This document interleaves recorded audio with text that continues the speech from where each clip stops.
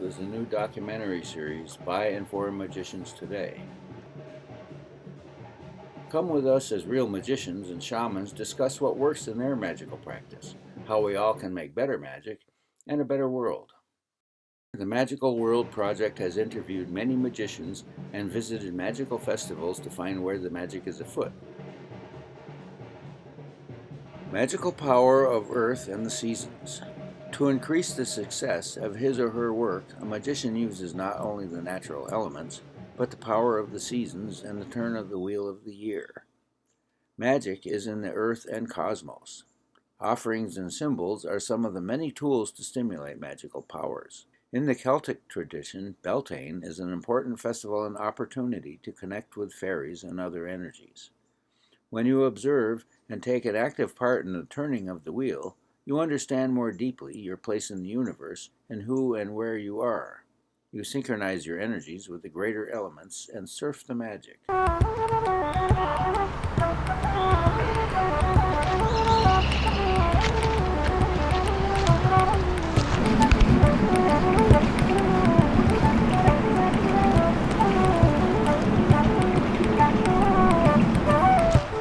So this is my little fairy altar, and what I like to do is make offerings here at the fire festivals. You know, it's Beltane now, but Imbolc, Beltane, Lunasa, Samhain, all the big Celtic festivals, I like to put something out for the fairies. And as you can see, there's a little stone here, and that collects living water from the sky water that I can also use in rituals and also for the fairies. So let's, these are freshly made bannocks that I baked myself. So let's put these on the altar. Let's break them and then put them on the altar for the fairies.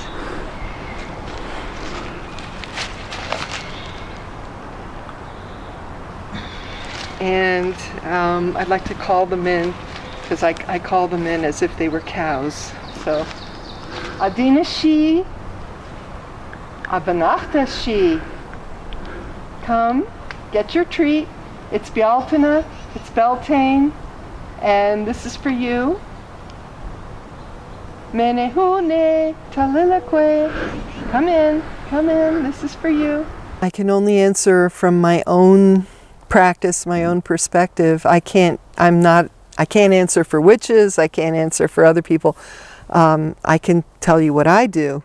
Having studied the Celtic Wheel of the Year, you know how the Catholic Church and the Christian Church has, you know, Christmas is always in December, and right. Easter is always when? Yeah, I don't know, April something. Yeah. Anyway, so they have a Wheel of the Year, right? And we have a Wheel of the Year. Right. And of course, a lot of their holidays are actually our holidays, which they took. But that's another story. That's right. What was it? Anyway, so a great way into a magical life. And I mean, if you live in the country like I do, I think it's easier. But even if you live in the city, you can still go to parks, you can still grow plants on the porch, you know, there's ways. Or you can make a point of going out into the country 8 times a year, you know, whatever.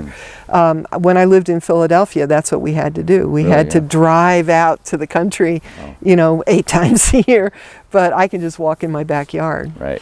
But if you tune into the Celtic Wheel of the Year, I think that's the best way in.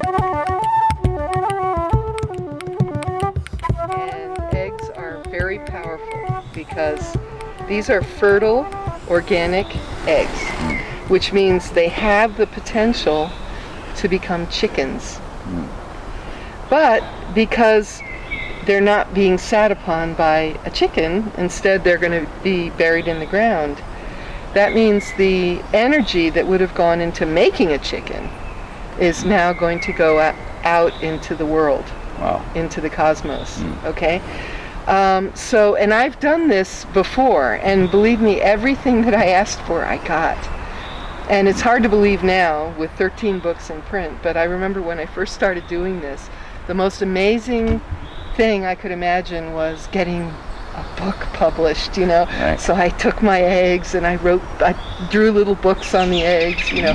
And then I wanted to go on the radio, so I put a picture of a radio tower, things like that. And everything that I put on the eggs has happened. Really? Wow. Okay, so what I'd like you to do, now this is a 21st century invention, Right.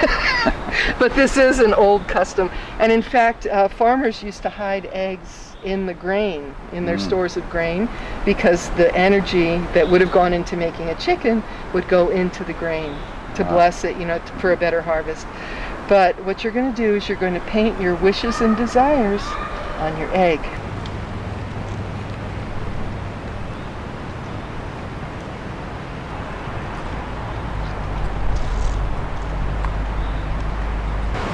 What we have to do is dig a hole. This is the largest oak in this oak forest. So I like to think that the energy, not only will it go into the ground, to the underworld of the she, but it will also go up the oak and then out through its branches to communicate to the sky world as well.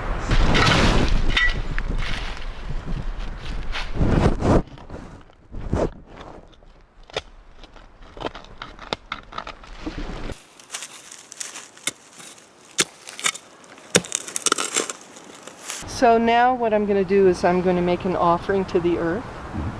So I'm going to start with milk.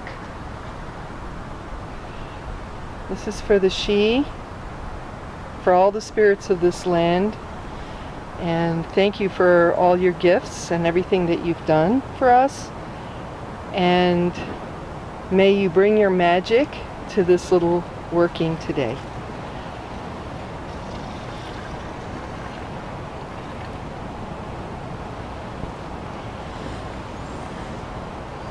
And this is honey, also for the she, for the land spirits.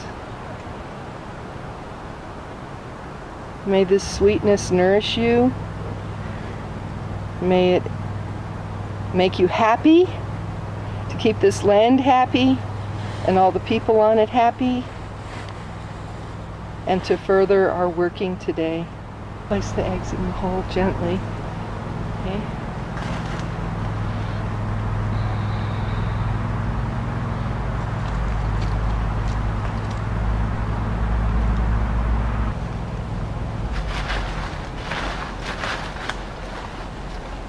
Could even put the rock on top to discourage critters. Right. Thank you for guarding the land and for guarding the house and for sending your messages to the winds. We're here in the garden on Beltane, and I know it's Beltane because the hawthorn bloomed. The very first hawthorn blossom happened today, so it's officially Beltane. So it's kind of like getting yourself in phase with the rhythms of nature. Right, and that is so crucial for our culture, because our culture has lost its mind.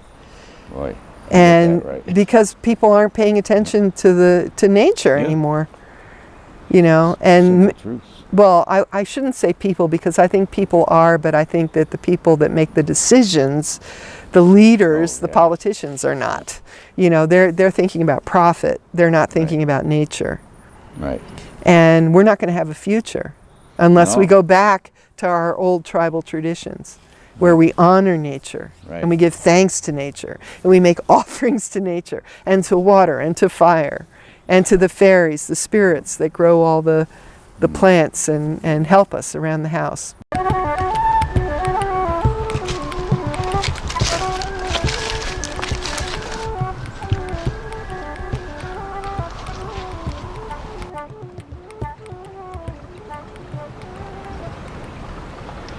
So this is a Clootie well, and you find these in Ireland, you find them in Scotland, you find them in Britain. And cloot just means cloth. A Clootie means a little cloth. So back in the old days, what people would do is they would actually take a strip of cloth from the bottom of their own clothing, a shirt or a skirt, something like that. What I do is I just take articles of clothing and I make sure that they're cotton You don't want to be using any synthetics for this, because we're going to be putting them on the tree, and you want them to dissolve and biodegrade and break down as quickly as possible, and you don't want to hurt the tree. Right. So if you're putting, synthetics on the tree, it could stay there for 20 years. So you have to be very mindful. But before we ask for something, and it's a reciprocal relationship, with the spirits, right? So first we make a gift, and then we can ask for something. It's only polite, right? So this well has been used for at least 30 years now. And it's a Brigid well. It's dedicated to the goddess Brigid, or Brigid in Gaelic. So we sing to her, we recite poetry to her, we pray to her, we invoke her. So what I'll do is, do you know any songs to Brigid? I don't. You don't, okay. So I'll start by singing a song to Brigid. Then I will invoke Brigid in Gaelic into the water, and then we can go from there.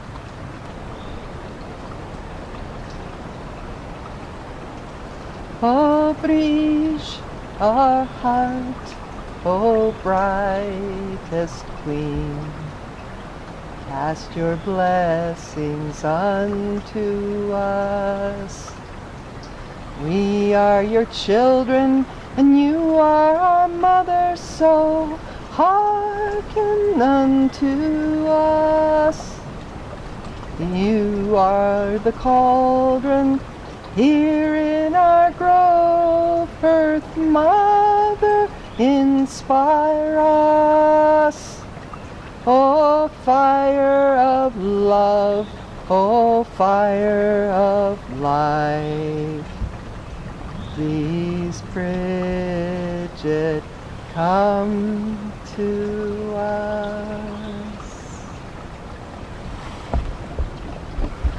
Avrij, Bandia Banachta, Terishna Wishke Noibu, A Ben in a Teura Tenche Frenu, Isen Hercha, Isen Heura, Isen Huan, No Don Kosen, Kosen in a Tuata.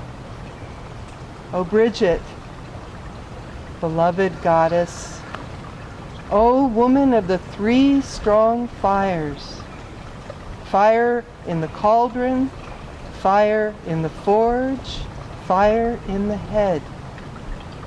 Come into the sacred waters and protect us and protect the people.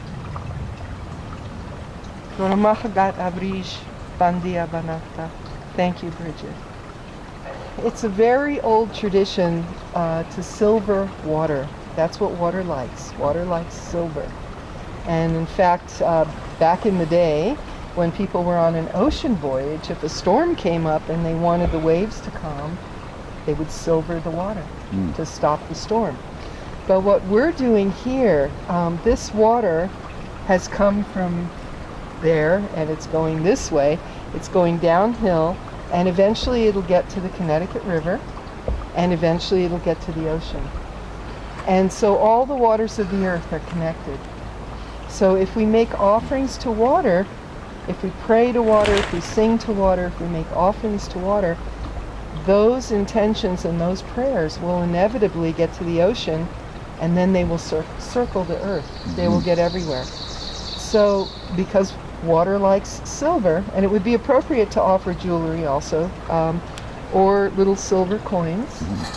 Okay, so again, put your intention into the coin.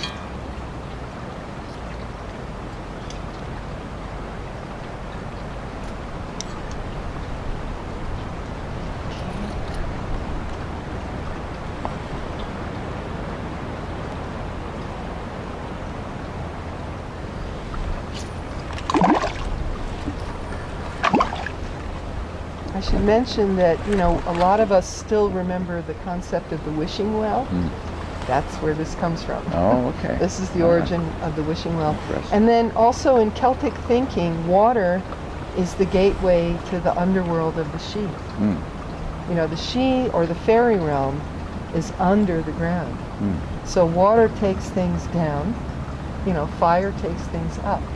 So when we want to make offerings to the land spirits, to the Shi, we can also throw them in water. So what we're doing now is we're going to be dressing the well. It is Beltane. It's a great fire festival, and to honor the well, and this is a well where people have been praying for 30 years, as I said, and I hope it'll continue after that. But we dress the well with fruits and flowers to honor the water, to honor the spirits of this place, to make the fairies happy because they like that kind of thing. So that's what we're doing now.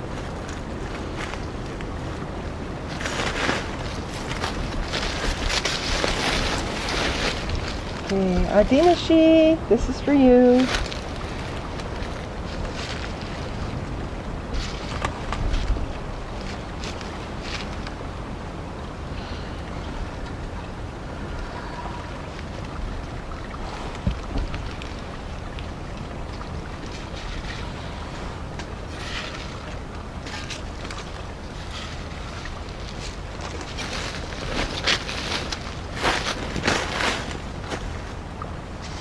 %100% cotton hoodies, and we're going to dip them in the water because the water is now blessed.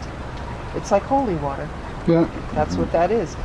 And then if you have any part of your body that hurts or is aching, you can press it on your body, or you can do your head, you know, whatever needs help. And then when you're done, you tie it to the tree, and the wind will carry it away, and as it breaks down, your troubles will go with it. And as you said, this is very similar to a prayer tie, Right. which is something that Native Americans would do, except they would put tobacco in it and other things, but it's a very similar idea. You're asking for healing, you're asking for help, you're asking for a relief from pain. So here in this bottle, I have 3 kinds of water. I have ocean water, I have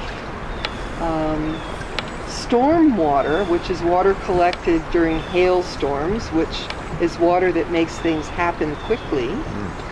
And I have water from holy wells. Holy wells in Britain, from the Chalice well in England, and also from a well in Ireland. So again, because all the waters of the world are connected, and all the waters bear messages, and all the waters communicate with each other, I always like to make an offering from the holy wells that were revered by druids for millennia, so that this land and this well is connected, you know, to the oceans, which go around all nations, and specifically to druidic holy wells in Ireland and in England. Right. So would you like to do the honors? Sure. Okay, so just pour that with reverence into the water.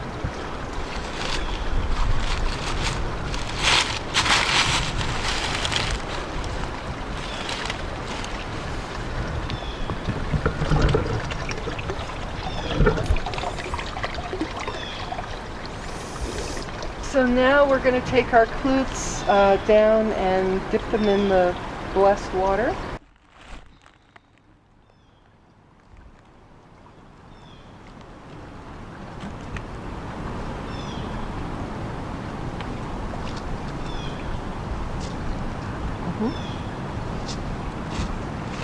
And try not to touch anybody else's rag because it has their pain and their suffering in it. So